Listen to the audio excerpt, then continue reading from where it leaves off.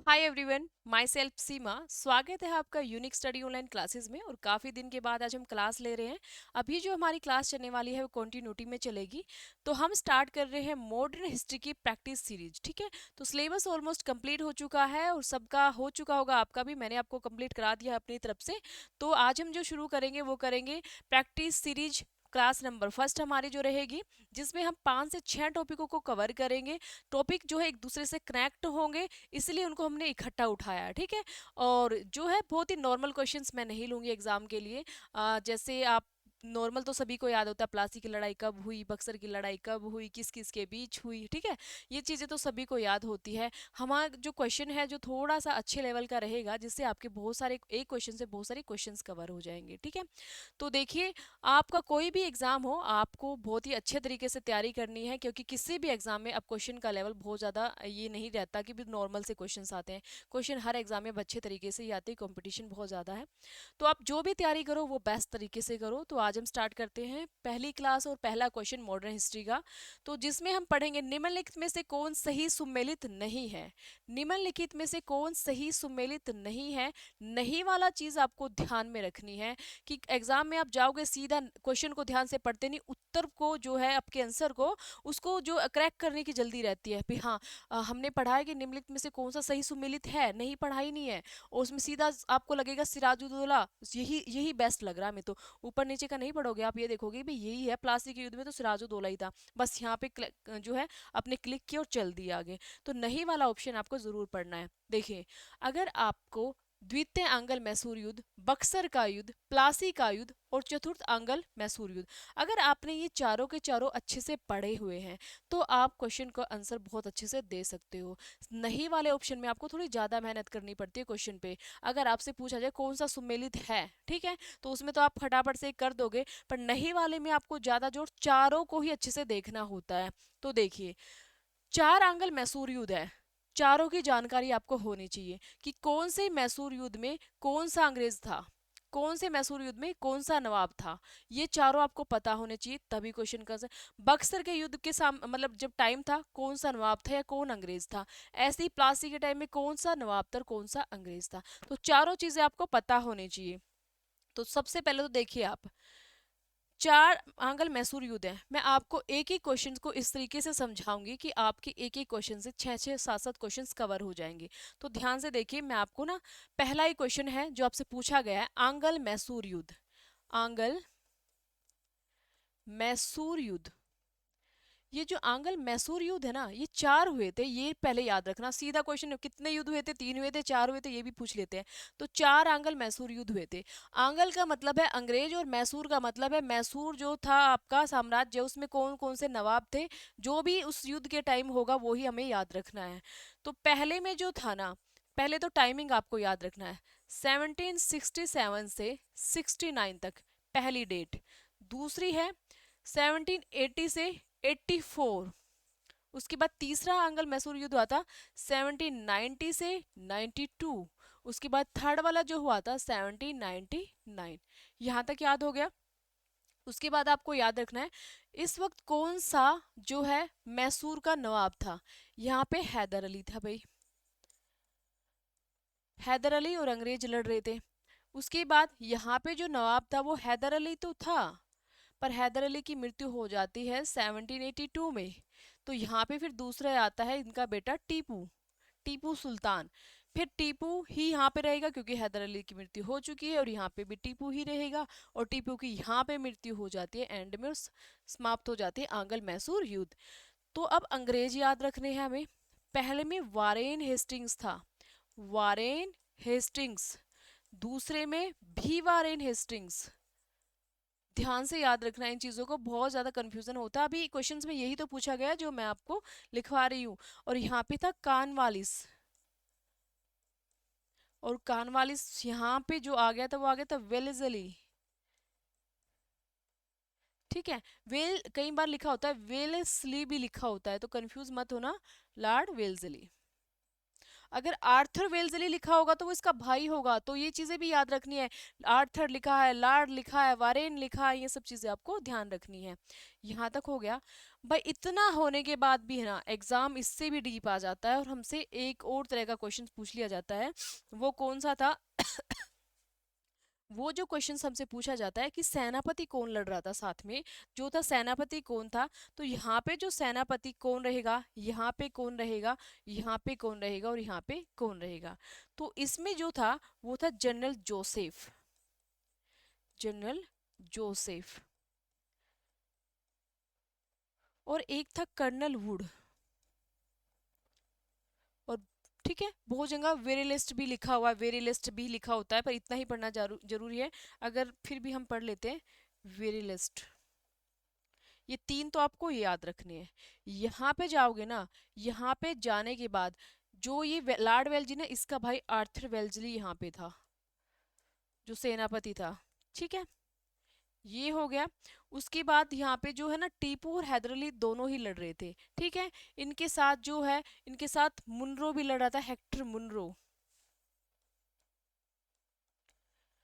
उसके बाद जो है इनकी लड़ाई होती है बाद में टीपू की, और वो होती है हैदर अली की, वो होती है सर आयरकुट के साथ, सर आयरकुट उसी के साथ ये लड़ता हुआ मारा जाता है। ठीक है, बाद में टीपू की जो होती है वो होती है मैथ्यूज के साथ। अगर आपने टॉपिक को अच्छे से पढ़ा तो याद होगा। मैथ्यूज के साथ होने के बाद लास्ट में जो संधि होती है मैकार्टनी के साथ होती है। तो आप देखो कितने नाम है इसके अंदर, तो सारे के सारे नाम तो हमें पढ़ने ही होते हैं ना। उसके बाद यहाँ पे कानवालिस है। ठीक है, इसके बाद यहाँ पे जनरल स्टुअर्ट भी था, जनरल स्टुअर्ट। और यहाँ पे जोसेफ। ठीक है, जोसेफ, नहीं जोसेफ नहीं था, यहाँ पे हैरिस था, जनरल हैरिस, जनरल हैरिस। ठीक है, कई बुकों में लिखा हुआ है आर्थर वेल्जली भी यहाँ पे था। तो ये सारे जो है ना सेनापति, इनके बारे में भी पूछ लिए जाते हैं। तो टॉपिक को जब पढ़ते हो ना, तो वहाँ पे उनके जो सेनापति है ना, कौन किसके साथ युद्ध हो रहा था, किसके साथ युद्ध करता हुआ मारा गया। जैसे इसमें सर आयरकुट के साथ ये लड़ता हुआ मारा गया। तो डीप तरह के क्वेश्चन इसी तरह से पूछे जाते हैं। तो ये सारी चीजें आपको याद रखनी है। तो जो आपका हैदर अली है, यहाँ पे हैदर अली और टीपू है, यहाँ पे टीपू है, यहाँ पे टीपू है। इसमें वारेन हेस्टिंग है, इसमें भी वारेन हेस्टिंग्स है, इसमें कानवालिस है, इसमें लॉर्ड वेल्जली है। बाकी आपको ये भी याद रख रहे हैं, जनरल जोसेफ है, कर्नल वुड थे, वेरेलस्ट था यहाँ पे, आर्थर वेल्जली है, हेक्टर मुनरो था, सर आयरकूट था, मैथ्यूज था। मैथ्यूज को गिरफ्तार कर लिया था टीपू ने। फिर बाद में जो है लास्ट में संधि करने के लिए मैकार्टनी आया था। ठीक है, उसके बाद यहाँ पे कानवालिस था, तीसरे में कानवालिस था ओनली, कोई ज्यादा नाम नहीं पढ़ने। और जो आपका चौथा रहेगा ना, ये चौथे वाला, चौथा आंगल मैसूर युद्ध, यहाँ पे जो रहेगा जनरल स्टुअर्ट रहेगा, जनरल हैरिस रहेगा। और बहुत सारी बुकों में आर्थर वेल्जली भी लिखा हुआ है, आर्थर वेल्जली भी लिखा हुआ है, भी आर्थर वेल्जली भी यहाँ पे था। ठीक है, तो ये नाम आपको याद रखने हैं। ठीक है, उसके बाद हम अपने क्वेश्चंस पे चलते हैं। हमसे पूछा हुआ है कि इनमें से कौन सही सुमेलित नहीं है। तो मैंने अभी आपको बताया द्वितीय आंगल मैसूर युद्ध में कौन था। द्वितीय आंगल जो मैसूर युद्ध है उसमें कौन था भाई, उसमें वारेन हेस्टिंग्स था। इसलिए हमने पढ़ा है कि वारेन हेस्टिंग्स दूसरे में रहेगा, तो कॉर्नवालिस किस में था, तीसरे में था। तो ये वाला सुमेलित नहीं है, ये चीज आपको याद रखनी है। और हेक्टर मुनरो बक्सर के युद्ध में ही था। अगर जब हम बक्सर का युद्ध पढ़ते हैं तो अच्छे से उसमें लिखा हुआ है हेक्टर मुनरो। ठीक है, ये वाला पॉइंट आपको याद रखना है। उसके बाद नेक्स्ट है सिराजुद्दौला। सिराजुद्दौला प्लासी के युद्ध में था, अच्छे से हमने पढ़ा हुआ है। लॉर्ड वेल्जली चतुर्थ आंगल मैसूर युद्ध में। अभी जो मैंने आपको पढ़ाया है वो स्पेशली इसी क्वेश्चंस के लिए पढ़ाए हुए हैं।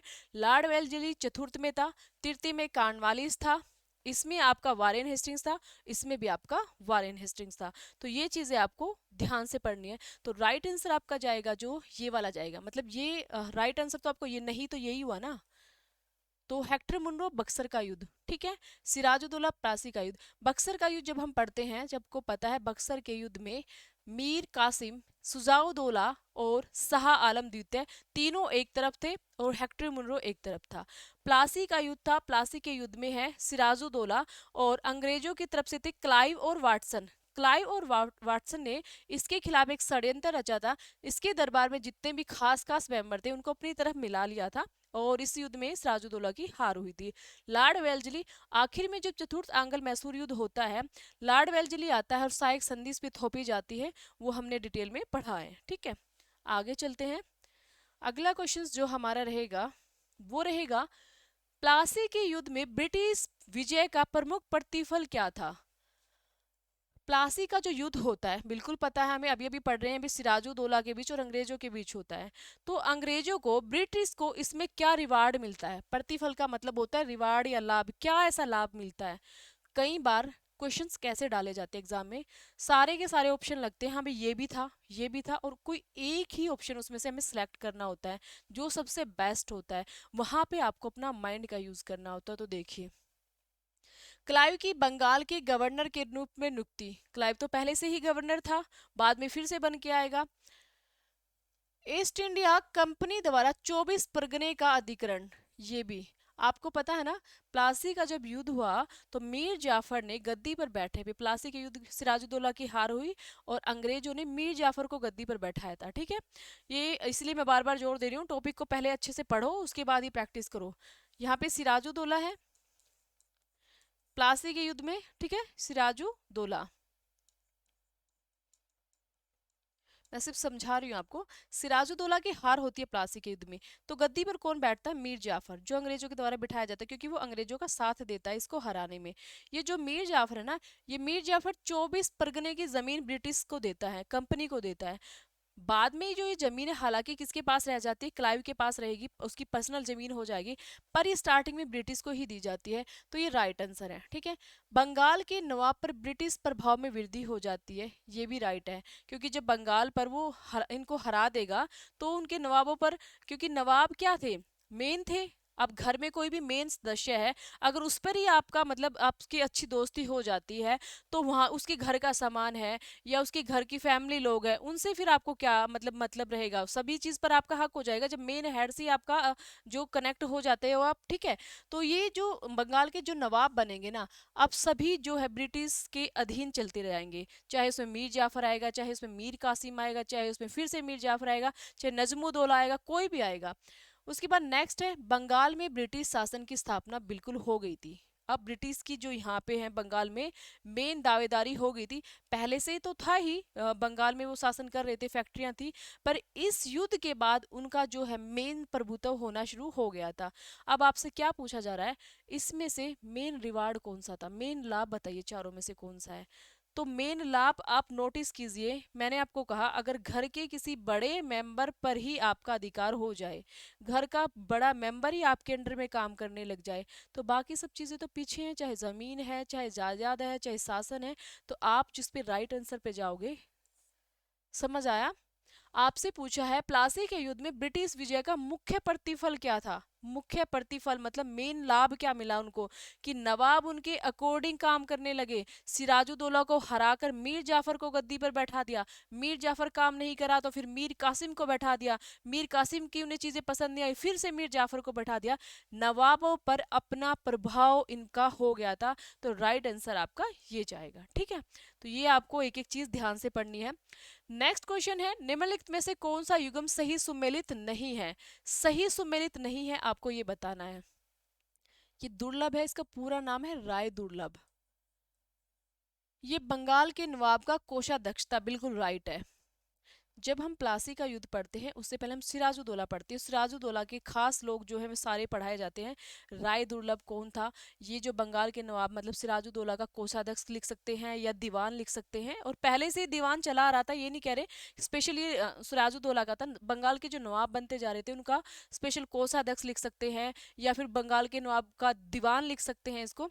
उसके बाद जगत सेठ, फतेह चंद के नाम से जाना जाता है, फतेह चंद, ठीक है। फतेह चंद, वैसे इसका मेन मूल नाम था माधव राव,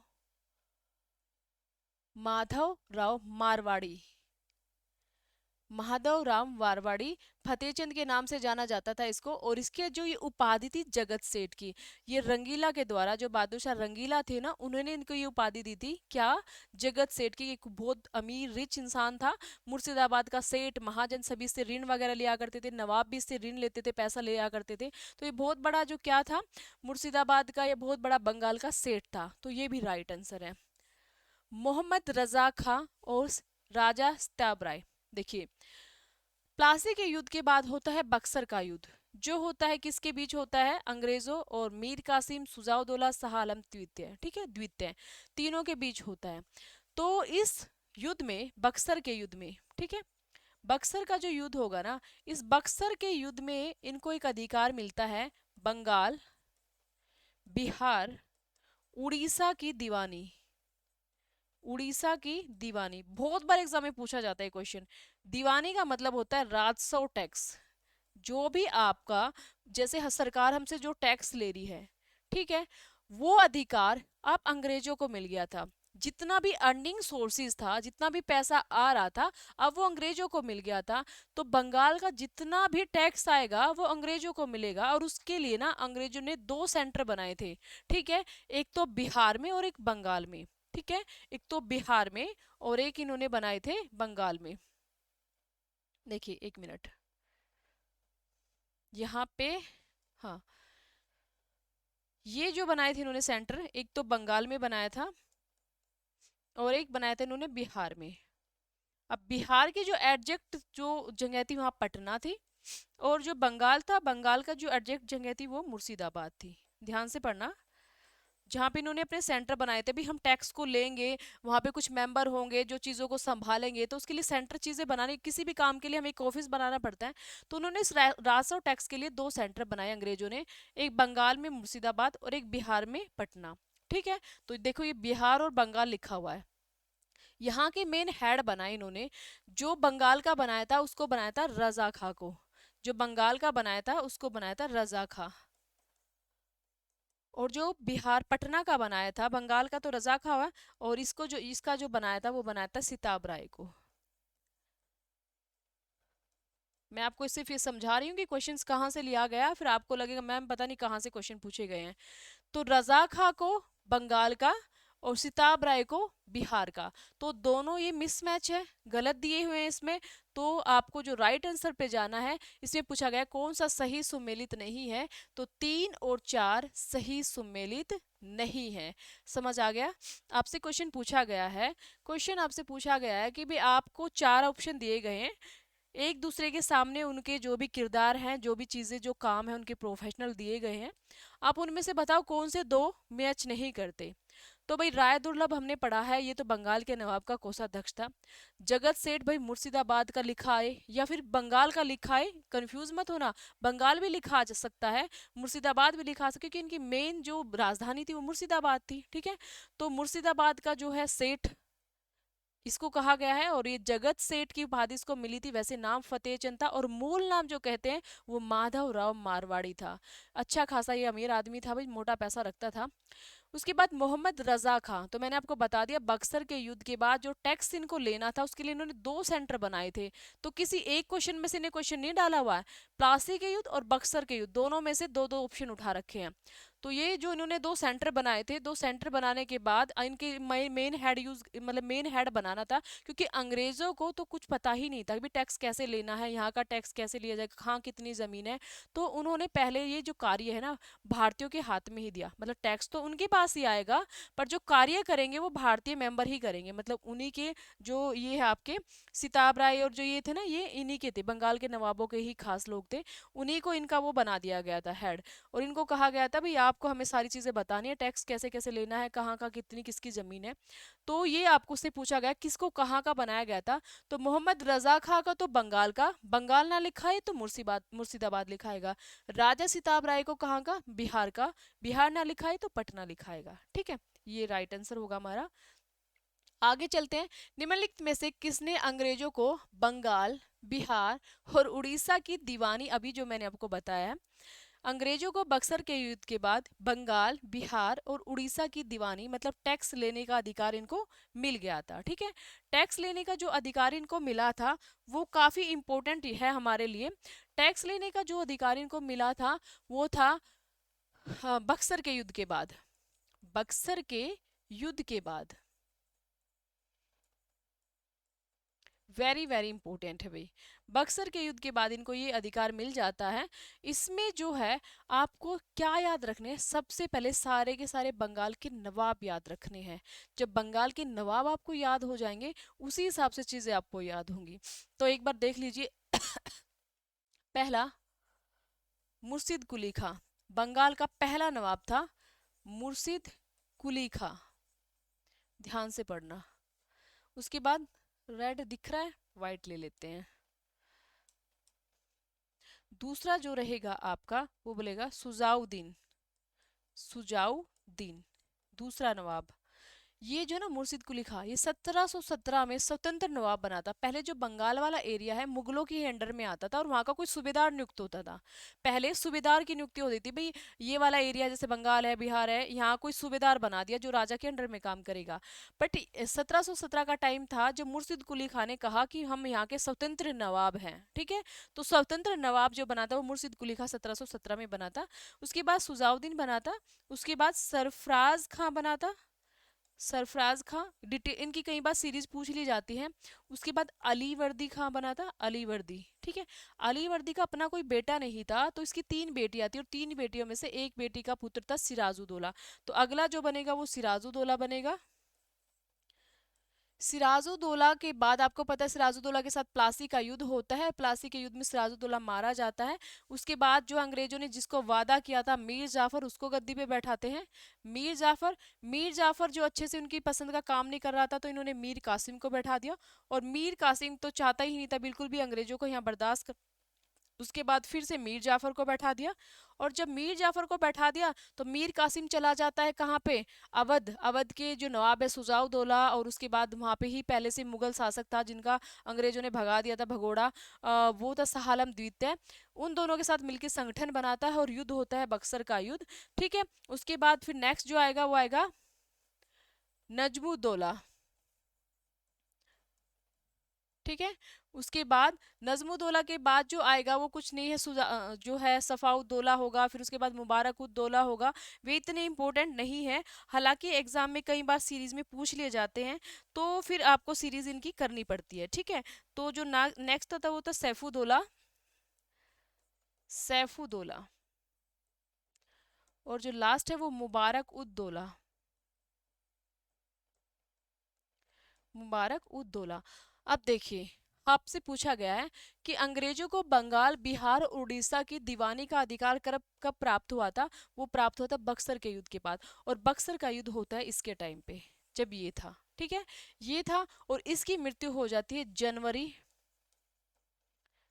1765 में, ठीक है। और जो ये संधि होगी ना जिसमें सब अधिकार अंग्रेजों को मिलेंगे वो अगस्त में होती है। वो संधि जो होती है वो अगस्त में होती है, एक 12 अगस्त को होगी और एक 16 अगस्त को होगी।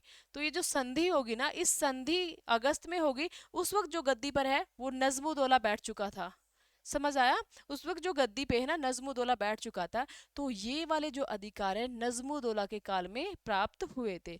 तो आपका जो राइट आंसर जाएगा वो जाएगा नजमुद्दौला, ठीक है। समझ आ गया। ये मेरा समझाने का मोटिव था कि मैं चाहती हूँ कि आपको एक साथ से एकदम डिटेल में चीजें समझ आए कि नजमुद्दौला कहाँ से आ गया, नजमुद्दौला ने अधिकार कैसे दे दिए। युद्ध तो मीर जाफर के समय पे हुआ था तो नवाब तो मीर जाफर होना चाहिए था। मीर जाफर नवाब था युद्ध के टाइम बक्सर के, बट वो मर चुका था जनवरी 1765 में, युद्ध के बाद वो मर चुका था संधि होने से पहले। तो जो नेक्स्ट शासक बैठा था नजमुद्दौला, वो भी अंग्रेजों के हाथों की कठपुतली था, जैसे ये कह रहे थे वही कर रहा था। उसके बाद नेक्स्ट है बंगाल के किस नवाब ने 50 लाख रुपए सालाना पेंशन के बदले, सेम क्वेश्चन वही पूछा गया है कि बंगाल, बिहार, उड़ीसा की वसूली किसने अथॉरिटी इनको दे दी थी। तो नजमुद्दौला, ठीक है। यही आपको याद रखना है। ये अभी मैंने आपको बताया। मुबारकुद्दौला लास्ट वाला था जो बिल्कुल नाकारा निकम्मा, जैसे बुत एक पुतला खड़ा होता है ना, वो उसको भूसे का पुतला इसको कहा गया था, ठीक है। जो एलिजा एम्पे ने, हाँ एलिजा एम्पे ने इसको है ना मुबारकुद्दौला को क्या कहा गया था, एक भूसे का पुतला या फैंटम इसको कहा गया है। सैफुद्दौला नजामुद्दौला के बाद आता है, इसके बाद ये आता है, और मीर जाफर इनसे पहले आता है। तो वो सारे भी मैंने आपको बताए थे।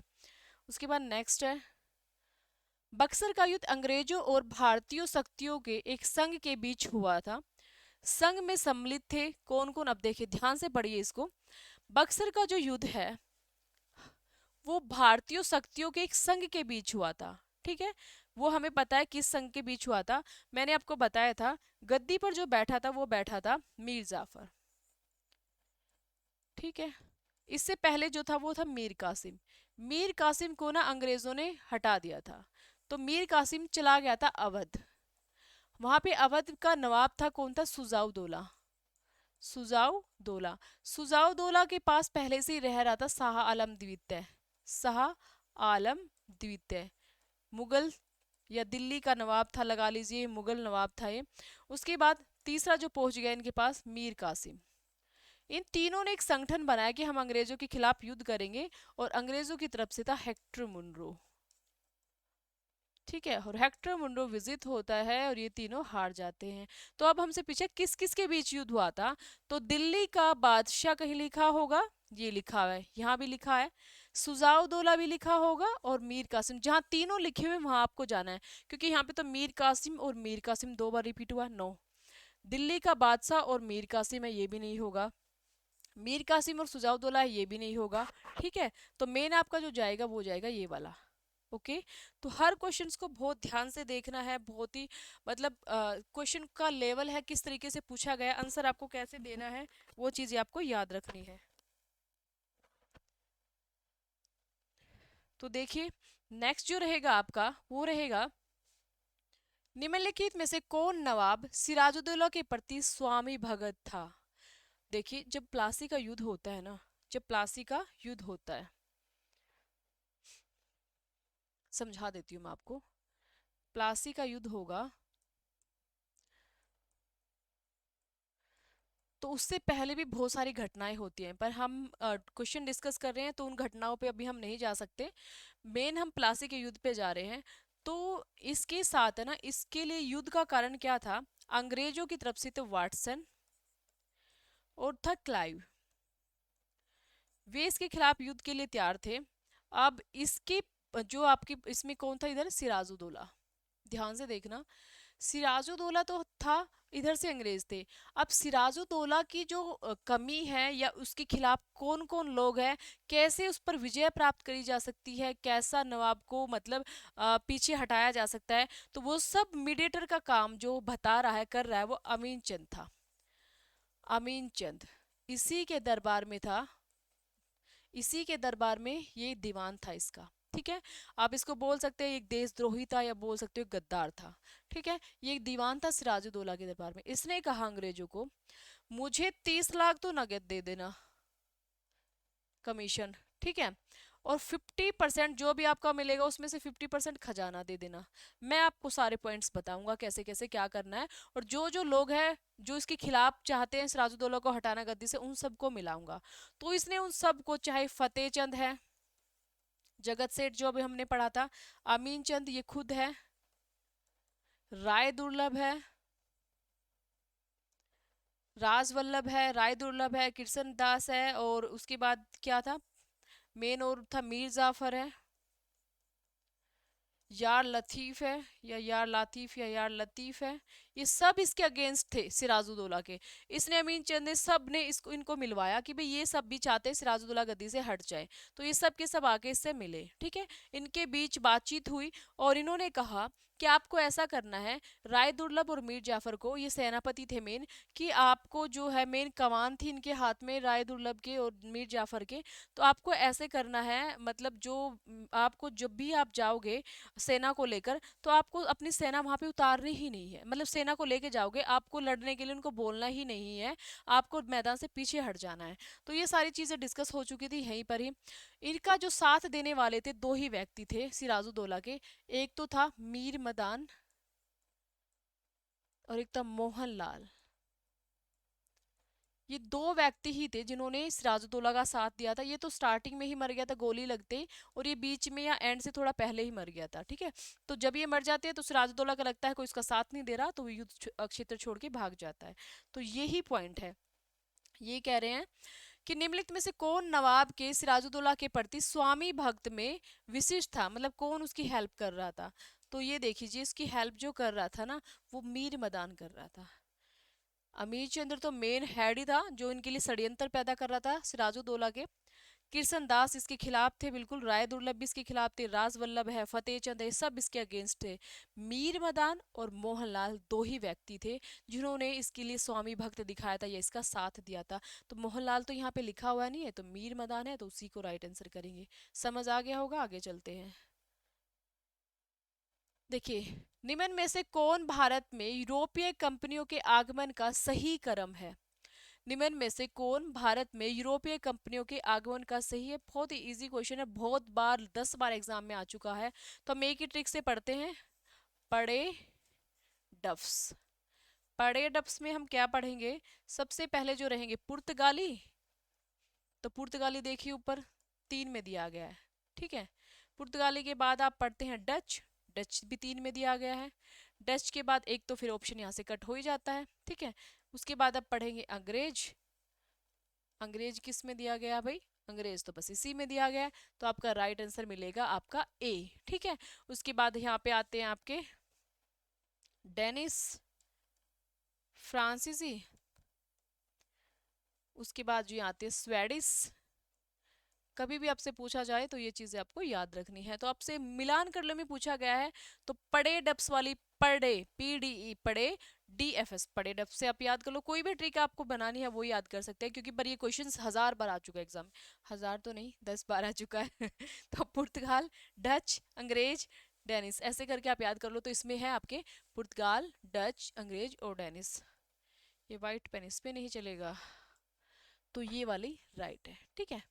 तो ये हमें पढ़ने होते हैं, इनका टाइमिंग कब से कब आया, इनको डिटेल में हमें पढ़ना होता है। ये सारे हमारे लिए बहुत एग्जाम में, हर एग्जाम में क्वेश्चंस है यहाँ से, विदेशी कंपनियों का भारत में आगमन। तो ये चीज़ें आपको पढ़नी होती है। नेक्स्ट चलते हैं। भारत में प्रथम पुर्तगीज तथा प्रथम यूरोपीय यात्री वास्को डी गामा की समुद्री यात्रा में किस पथ प्रदर्शक ने सहायता की थी? Very very important. भारत में सबसे पहले वास्को डी गामा आते हैं 17 मई। भारत में सबसे पहले कौन आ रहे हैं? पुर्तगाली आ रही है। पुर्तगालियों में कौन आ रहा है? Vasco da gamma. हालांकि इससे पहले थोड़ा सा समझा देती हूँ। जैसे ऑस्ट्रेलिया है, ये जैसे मान लीजिए भारत का साउथ वाला एरिया है, और ये यहाँ से आपका है स्पेन है, इधर वाला ये आपका पुर्तगाल है, स्पेन है, इधर इटली है, ठीक है। तो यहाँ से स्पेन की तरफ से जो सबसे पहले जो आ रहा है ना, वो यहाँ Australia, sorry not Australia, Africa. Africa, ये अफ्रीका, ध्यान से पढ़ो। जो अफ्रीका है ना, अफ्रीका के यहाँ तक पहुंचा था सबसे पहले बार्थोलोमाज। बार्थोलोमाज, ये जो बार्थोलोमाज है ना, ये वाले ऑस्ट्रेलिया जो अफ्रीका के मार्ग पे पहुंचा था, जिसको आप आशा अंतरिक्ष मार्ग बोलते हो। आशा अंतरिक्ष मार्ग। आप ये मत कंफ्यूज होना कि आशा अंतरिक्ष मार्ग की खोज किसने की है। ये वास्को डी गामा ने नहीं की थी। आशा अंतरिक्ष की जो खोज है वो वास्को डी गामा के द्वारा नहीं की गई थी, ठीक है। आशा अंतरिक्ष खोज की जो है वो बार्थोलोमाज के द्वारा की गई थी, ठीक है। बार्थोलोमाज ने इसकी जो है खोज की थी, बार्थोलोमाज ने। और जो बार्थोलोमाज है ना, वो यहाँ से वापस चला गया था। उसके बाद जो है आशा अंतरिक्ष की खोज कभी भी आपसे पूछी जाए, बार्थोलोमाज के द्वारा की गई थी, ठीक है। बार्थोलोमाज, इसको क्या बोलते हैं? Cap of good hope. इसको जो आशा अंतरिक्ष को बोला गया है कैप ऑफ गुड होप। मतलब कैप का मतलब होता है किनारा, तट, ठीक है। गुड होप होता है मतलब एक किरण, आशा की एक नई किरण, ठीक है। गुड, गुड मतलब अच्छी, आशा की एक होप, आशा। तो ये तो यहाँ से चला जाएगा। फिर उसके बाद आता है Vasco da gamma. Vasco da gamma यहाँ तक तो पहुंचेगा आशा अंतरिक्ष के मार्ग से। तो बस ये याद रखना है कि वास्को डी गामा आशा अंतरिक्ष के मार्ग से भारत पहुंचता है।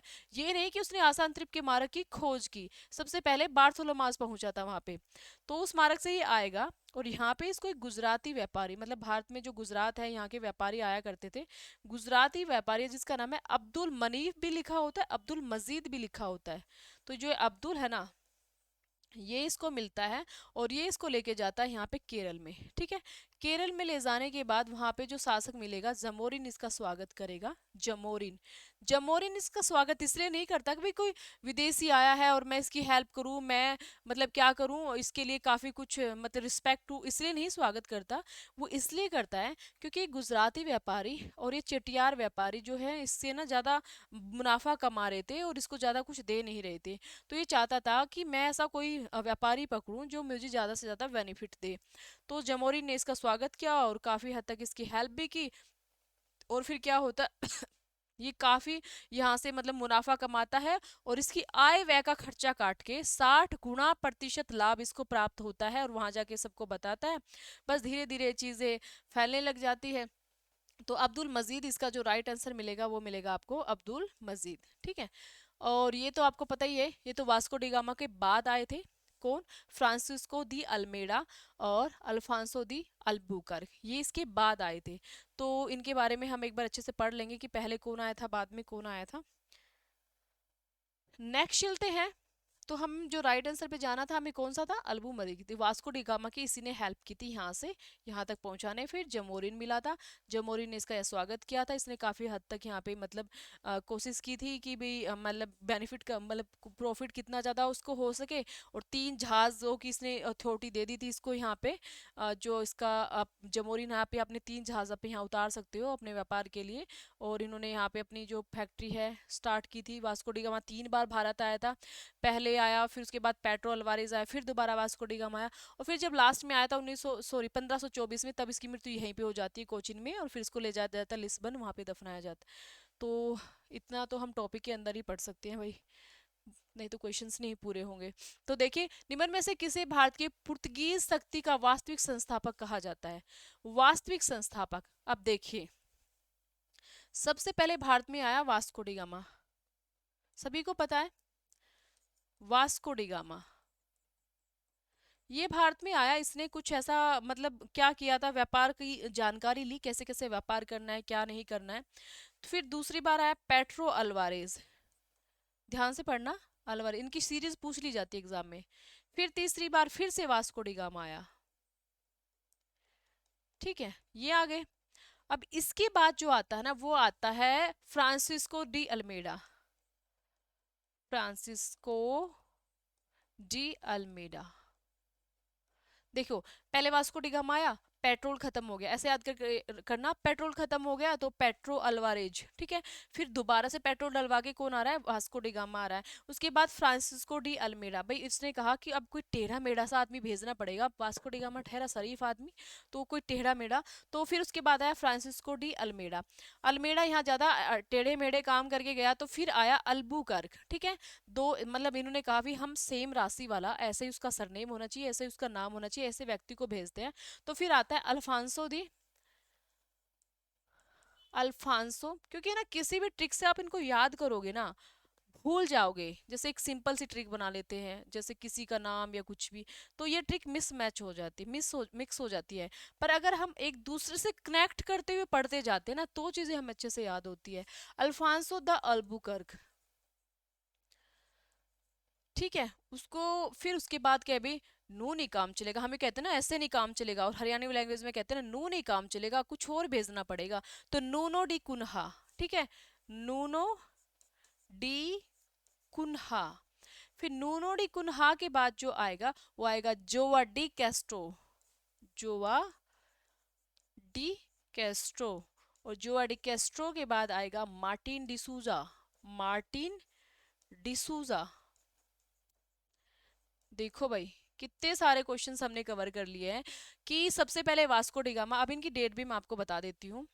1498 से 1500, 1500 से 1502, 1502 से यहीं के यही याद कर लेना आपको 1505, 1505 से 1509, और 1509 से 1515। 15 के बाद स्टॉप लगा देते हैं, फिर कोई छोटे मोटे आते हैं उनको हम नहीं पढ़ते। 1529 में आया था ये, 1538 तक। 1538 से 1539 तक, और 1539 से 1542 42 तक। फिर उसके बाद जो भी आते हैं उनके बारे में हम कुछ ज़्यादा डिटेल नहीं पढ़ते हैं, थोड़े मोटे ही पढ़ लेते हैं। तो मेन तो यही है जो तो मेन तो हमें यही पढ़ने होते हैं। वास्को डिगामा को कितनी बार आया यहाँ पे ना, वास्को डिगामा जो था ना एक बार बीच में भी आ जाता है। कहाँ पे? इससे पहले, हाँ 1524 में, सितंबर 1524 में आएगा। और दिसंबर जो है आपके 5 सितंबर को आता है, और 24 दिसंबर को इसकी मृत्यु हो जाती है। कहाँ? 1524 में। और कहाँ पे होगी? कोचीन में। फिर इसको लिस्बन ले जाया जाता है। ये चीजें हो गई। आपको ये नाम याद रखने हैं, नाम बहुत ज़्यादा इंपॉर्टेंट है भाई। कैसे कैसे करके आपको चाहे ये नाम याद रखने हो, पर आपको ये नाम ज़रूर याद रखने हैं, ठीक है? नाम बहुत इंपॉर्टेंट है भाई इनके।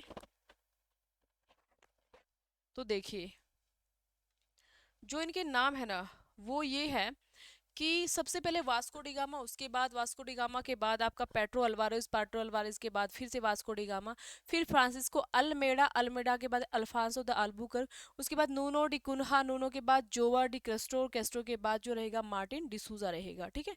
ये सारे नाम आपको याद रखने हैं। उसके बाद हम जो मेन क्वेश्चंस पे आते हैं वो ये था कि इसका जो वास्तविक संस्थापक जिसको कहा गया ना, वो था फ्रांसिस्को डी अल्मेडा, ठीक है? Francis sorry Afonso de Albuquerque. प्रथम वायसराय जो बनकर आया था ना, वायसराय, वो ये बन के आया था। और वास्तविक संस्थापक इसको कहा गया था। इसके पीछे क्या कहानी है ये देखिए। वास्तविक संस्थापक वास्को डी गामा को क्यों नहीं कहा गया, इनको क्यों नहीं कहा गया भाई? इनको ना ये इसलिए नहीं कहा गया क्योंकि इसने किसी एरिया को जीता नहीं था। अल्फांसो द अल्बुकर्क ने 1510 में गोवा को, उसके बाद 1511 में मलक्का जल संधि को, 1515 में हरमूज जल संधि को, इन सबको जीत लिया था। तो ये नाम आपको याद करने हैं एक बार से। फिर मैं आपको थोड़ा सा इनके बारे में यहीं पे डिटेल बता देती हूँ, फिर आगे चलते हैं, एक क्वेश्चन और करते हैं, फिर हम नेक्स्ट क्लास में मिलेंगे, ठीक है? पहले हम थोड़ा थोड़ा पढ़ेंगे, फिर ज़्यादा ज़्यादा क्वेश्चनों को लेंगे। यहाँ पे जो है ना, वो हम क्या पढ़ रहे थे?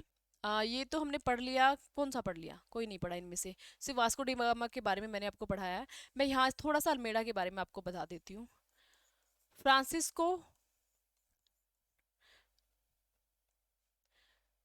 द अल्मेडा, भाई ये जो अल्मेडा है ना, ये आया था, आपको मैंने बता दिया है, वास्को डी गामा जब दूसरी बार आया उसके बाद आया था, ठीक है? सबसे पहले तो ना इसने इसको वायसराय के रूप में भेजा था भारत में। भाई भारत का भी एक वायसराय के रूप में एक सिस्टमेटिक तरीके से इसको भेज दिया था। तो पहला जो वायसराय था पुर्तगाली, ये था। यहाँ तक याद हो गया। फिर इसके बाद इसने क्या किया, जो ये बंदरगाह, इसने जो फैक्ट्री यहाँ स्थापित की थी ना, किसने? जो आपका है वास्को डी गामा। क्या क्या फैक्ट्री थी? जो है भाई यहाँ से ना दिखता नहीं, हाँ, कोचीन और कन्नूर, ठीक है? ये दो है ना, वास्को डिगामा यहाँ स्थापित कर गया था फैक्ट्री। इसने यहाँ के उनके किले बनवाए थे। तो किला बंदी सबसे पहले इसी ने आके की थी। ये हो गया इसने। उसके बाद इसने एक पॉलिसी चलाई थी जिसको शांत जल की पॉलिसी कहते हैं, शांत जल की नीति। शांत जल की नीति जिसको कहते हैं, शांत जल की नीति है ब्लू वाटर पॉलिसी, ये इसने चलाई थी। वाइसराय बन के आया था, ठीक है? ब्लू वाटर पॉलिसी, ठीक है? ये इसने चलाई थी। इसका मतलब क्या होता था भाई, हम है ना, जो है पुर्तगाली अपने आप को समुद्र का स्वामी कहते थे, क्योंकि सबसे पहले ना इन्हीं का अधिकार हुआ था इस व्यापार पर, समुद्र पर। तो इन्होंने कहा कि आप ऐसा, जिसको भी समुद्र में व्यापार करना हो ना, वो हमसे अथॉरिटी लेगा, ठीक है? अगर आप चाहते ना शांति से व्यापार करें, तो ये वाली नीति आपको अपनानी होगी, जिसको बोलते हैं शांत जल की नीति या ब्लू वाटर पॉलिसी। इसमें हम आपके लिए 2 रूल रेगुलेशन बनाएंगे, जिनमें एक रहेगा कार्टेज, कार्तेज भी लिखा होता है, कार्टेज भी लिखा होता है। एक होगा आपका आर्मेडा। ये 2 रूल रेगुलेशन आपको फॉलो करने पड़ेंगे इस नीति में। कार्टेज का मतलब होता है अनुमति पत्र। आपको हमसे एक अनुमति पत्र लेना होगा, उसके लिए आपको हमें पैसा वैसा कर देना होगा। आप कौन सा जहाज ले रहे हो, कहाँ इस जहाज को लेके जा रहे हो, कितना सामान आपके पास है, और गोला बारूद और मसाला, इन 2 का व्यापार सिर्फ हम ही करेंगे, ठीक है? उसके बाद आप हमें दिखा दोगे भी कितना आपके पास सामान है, कितना आपने लिया है, ये अनुमति पत्र होगा। उसके बाद आपने सामान, जब आप अपने जहाज को लेके जाओगे, तो ये आर्मेडा हमारे कुछ बेड़ा आपके साथ चलेंगे। भाई आपको कोई लुटेरे डाकुओं का डर ना हो, आपको कोई कुछ कुछ कह ना दे। हालांकि पर्पज ये नहीं था, पर्पज ये था कि जो भी इन्होंने हमें बताया है सामान जितना है उतना ही है ना, और जो भी मतलब ये जहाँ जाना चाह रहे हैं, जहाँ हमें बताया वहीं जा रहे हैं ना, तो वो सारी चीजें जानने के लिए एक हमारा जो है अरमेड़ा आपके साथ जाएगा। बेड़ा मतलब समुद्री बेड़े में साथ में चलेंगे और आपकी रक्षा करेंगे। तो ये दो चीजें कार्टेज और आर्मेडा इस नीति के तहत अल्मेडा ने शुरू किए थे। ठीक है, ये मेन पॉइंट आपको याद करना है। उसके बाद इसका युद्ध भी होता है। ठीक है, तो इतना ही है इसके बारे में। अगर हम यही पढ़ेंगे तो आगे क्वेश्चन पे नहीं जा पाएंगे। अल्फांसो द अल्बुकर्क के बारे में हम यही पढ़ते हैं। जो अल्बुकर्क है, इसने क्या किया था, दो के बारे में यहाँ पढ़ लेते हैं, नेक्स्ट आगे आगे आगे पढ़ेंगे। जो अल्बुकर्क है ना, तो अल्बुकर्क के बारे में हम क्या पढ़ेंगे। अल्बुकर्क सबसे पहले तो इसने क्या किया था, ये देखिए, थोड़ा सा मैप से समझ लेते हैं। यहाँ पे आपका जो है इंडोनेशिया वाला एरिया है। ठीक है, उसके बाद ये जैसे भारत से व्यापार होते हुए जाता है, ये है आपकी जो ये है हरमुज जल संधि। हरमुज जल संधि मतलब जहाँ से पार करके व्यापार करने के लिए जाते हैं। ये है मलक्का जल संधि, मलक्का जल संधि ये वाली। और ये था गोवा, ये था गोवा। इसने क्या किया, किसके बारे में पढ़ रहे हैं हम, ये भी देख लेना, कभी कंफ्यूज हो जाओ। अल्बुकर्क के बारे में पढ़ रहे हैं। जो वास्तविक संस्थापक क्यों कहा गया, क्योंकि वास्तविक संस्थापक ये है ना, क्यों कहा गया। सबसे पहले तो इसने 1510 में गोवा पर अधिकार कर लिया। ठीक है, वहां के बीजापुर के शासक थे आदिल शाह, आदिल शाह से ये छीन लिया था। ठीक है, 1510 में यहाँ तक हो गया। उसके बाद इसने 1511 में मलक्का जल संधि पर, अब इंडोनेशिया में व्यापार करने इस संधि पर इसने अधिकार कर लिया। उसके बाद जो है हरमुज जल संधि, जो इधर से व्यापार करने के लिए व्यापारी जाते, इस पर भी इसने 1515 में अधिकार कर लिया। इसलिए सारे एरियाज पे इसका अधिकार हो गया। अब ये बिल्कुल स्वामी अपने आप को कहने लगे, तो इसलिए इसको वास्तविक संस्थापक माना जाता है। ठीक है, तो ये राइट आंसर ये जाएगा आपका। नेक्स्ट चलते हैं। निम्न में से किस पुर्तगाली वायसराय ने भारत में पुर्तगालियों की आबादी बढ़ाने उद्देश्य से भारतीय स्त्रियों से शादी करने के लिए प्रोत्साहित किया। तो जो ये शादी करने के लिए प्रोत्साहित करता था ना, वो कोट करता था अल्फांसो डी अल्बुकर्क, जिसने गोवा को जीता, हरमुज को जीता, मलक्का को जीता। और जीतने के बाद उसने कहा कि मेरा जो मेन मोटिव है, मेरा जो मेन मोटिव है वो है गॉड, गोल्ड और ग्लोरी।